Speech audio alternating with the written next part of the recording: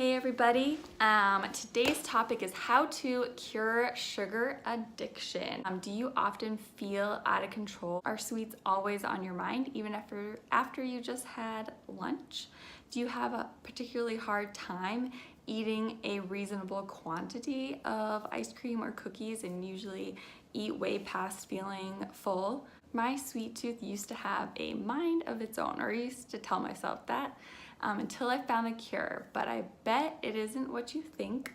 But before I'm gonna get into that, I want to talk about the science behind sugar addiction. So what the science says. Sugar or any food does not meet the criteria of an addictive substance. The term sugar addiction preys on someone's vulnerabilities who feel completely out of control around sweets and gives them a place to blame. While the theory of sugar addiction is a pretty compelling one, it doesn't reflect the science behind it. It reflects more of someone's own experience and how they feel. People who believe in sugar addiction usually are supported by these three arguments. So I want to break down these three arguments and say what sugar supporters say and what the science says. Argument one says that sugar and cocaine stimulate the dopamine system, the natural reward system in the brain. What the science says is, yes, the dopamine system is triggered and dopamine is released, but the response isn't the same from sugar and cocaine. After the initial exposure from sugar, dopamine response decreases quickly and is normalized. With drugs of abuse, it hijacks that system, turns off their normal controls, increases the stimulation of the system. Cuddling puppies, sex, shopping, listening to music also triggers the dopamine system. Because we find food rewarding, we keep coming back for more.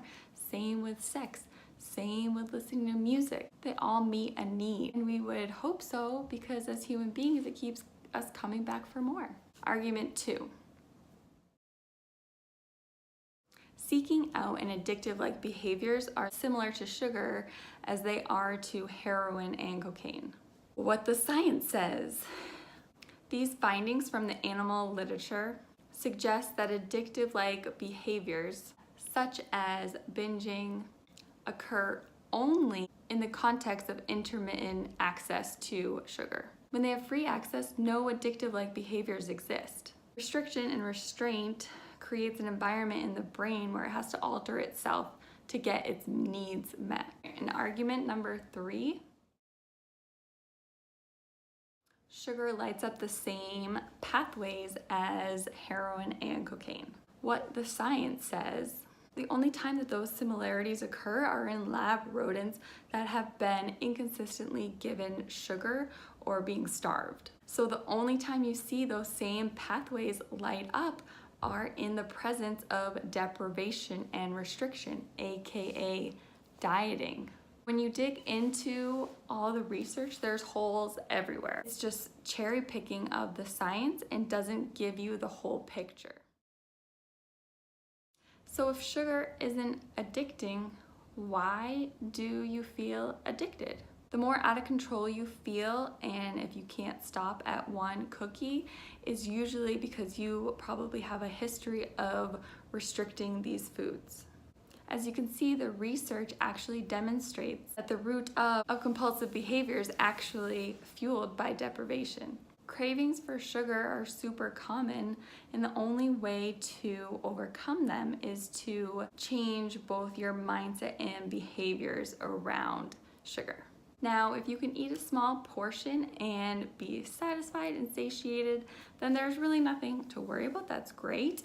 I wouldn't classify that as anything that we've been talking about. But if you have a hard time eating just like one cookie, then I have some tips for you. Knowing that sugar isn't addicting gives us hope. I want you to know that it is possible to change your eating habits. You can have a healthier relationship with sweets and be able to eat a reasonable amount whenever you want. According to the research, we know that we can't restrict or deprive ourselves because that is just perpetuating the restrictive, binge, overeating, feeling out of control around foods cycle. So instead, you should be developing a set of skills that focus on good behaviors and habits around food or sweets. Renowned obesity researcher Dr. David Ketz says that, I'm just going to read it, that eating healthy is all about skill power rather than willpower. Willpower is a finite resource that gets worn down over time until you have no left to spare and go after junk food. Developing skills in regards to foods takes time, but in the end, it reduces the need to solely rely on willpower to keep yourself in check. And I completely agree. I used to restrict and overeat sweets all the time. If it was in the house, it would be gone. I just felt completely out of control around sweets. I couldn't just have one bite. Like I said earlier, I used to think my sweet tooth had a mind of its own, but I realized that thinking is just a self-sabotaging thought. So what did I do? I had to get honest with myself. I had to confront that I was never going to not eat these foods. So I started focusing on making the most of them. Now I don't overeat them. I don't need to, because when I'm hungry, I can just have more later. And now I recognize them for what they are, a pleasurable experience. I don't add much nutritional value, so I know this. So when I eat them, I make sure I go all out and maximize the enjoyment of eating them. So how did I stop fearing them and restricting and overeating them? The same way we overcome any other fears, by exposure. I confronted it. I started practicing eating them in small amounts. Some days I massively overate them, and some days I didn't want them at all. But I kept practicing, even when I did feel out of control, especially when I felt out of control around them. And eventually I barely even think about them. I just treated them like any other food. I saw them more as neutral. Instead of resisting them, I welcomed them. Overeating is a direct result of feeling restricted and deprived. If you never restrict, you won't feel deprived. Unless you are an emotional eater or you have created an overeating habit, which both of those will just be a topic for another day.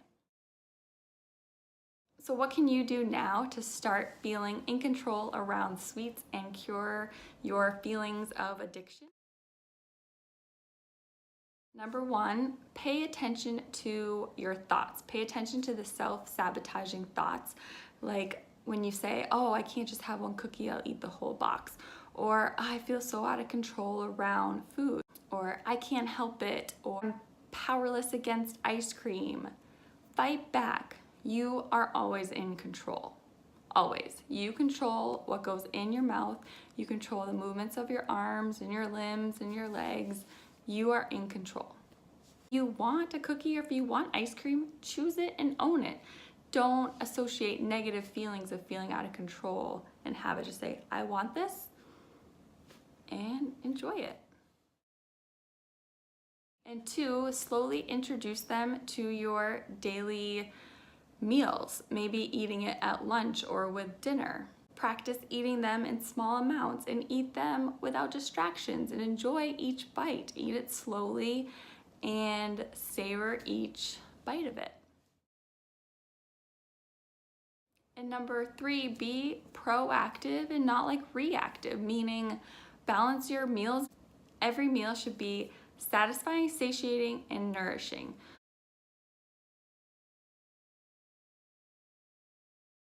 So one, satisfying, something that you really want. Two, satiating, have protein in your meals, have like a palm-sized protein in your meals. And then nourishing, so have some like fruits and veggies And then all of those three make up a good balanced meal. Have some carbs, protein, and fats, and you will have less cravings, I promise. And you will enjoy your meals. And if you're enjoying your meals, you're going to feel less deprived and less restricted. And if you want a cookie, have that be your satisfying piece of it. Sometimes I like to draw it out like this. I'll show you. So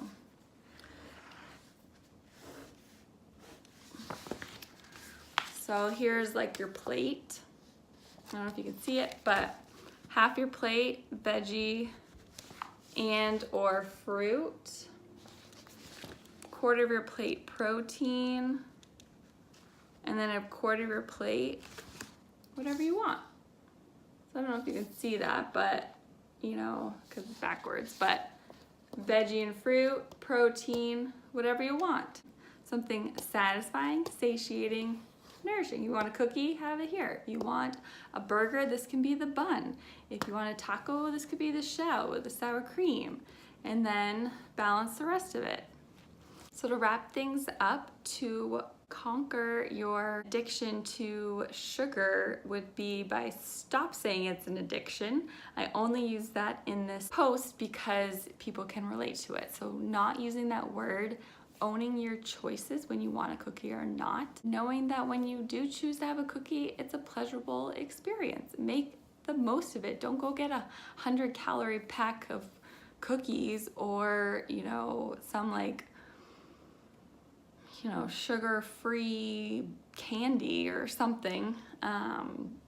You know, get the real thing and enjoy it and enjoy the pleasurable experience. Slowly introduce it to your daily meals and buy them in single servings. Balance your meals and keep practicing. I hope this clears like any confusion around sugar. And if you would like more information or more one-on-one guidance, please reach out to me and I'm happy to help in any way that I can, and hope you have a great day.